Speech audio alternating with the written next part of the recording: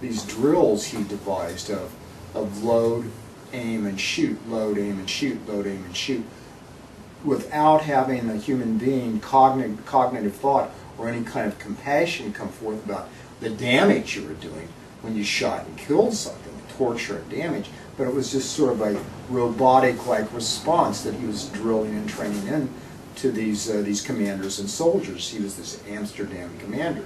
His great-nephew eventually established, coincidentally, the Bank of England, out of which a lot of these international banking concerns come forth.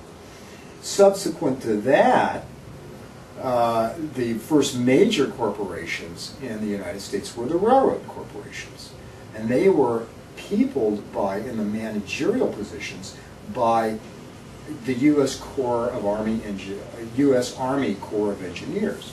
The U.S. Army Corps of Engineers was this, of course, military establishment that went in and put forth this managerial technique and emplaced it into corporate capitalism, initially through the railroads, which was the first major corporation, and thereafter spread it about throughout most of the industries. And that was done by a man named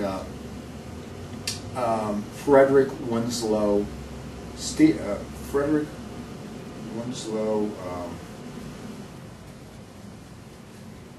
name escapes me for a minute.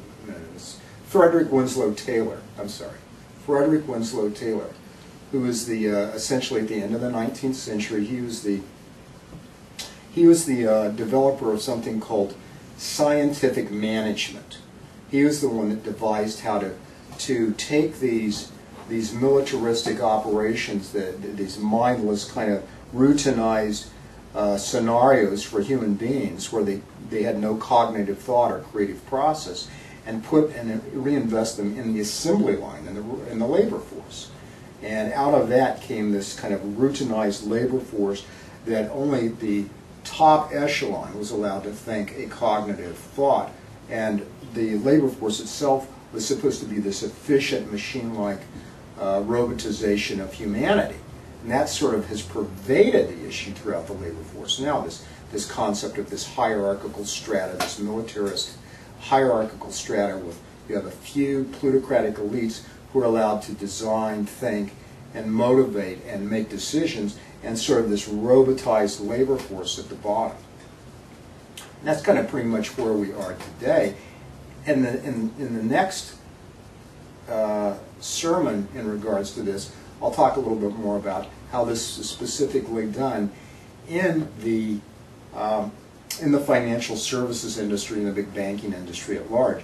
I will say, just as a segue into that, or as an introduction to that to a large extent Native Americans have been in a financial crisis and have been pretty much disenfranchised since the inception of the country. They were pretty much declared as wildlife and non-human, and their properties were confiscated from them.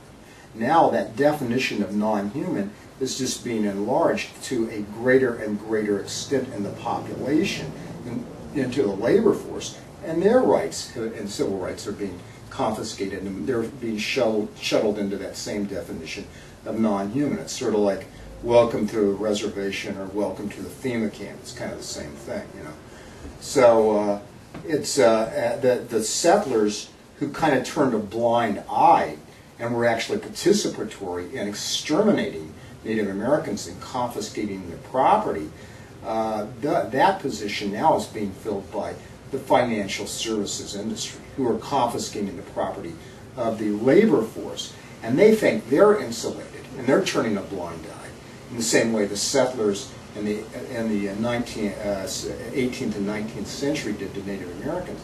But what they don't realize is they're not immune to this either. Eventually they're going to come for them too, and they're going to come for them very soon, because this train is picking up steam. And like Howard Zinn says, you cannot be neutral on a moving train. I'm going to close a little prayer, a little prayer song. These are sacred eagle feathers on this drum, and they carry my prayers by virtue of the spirit of the eagle to the heavens.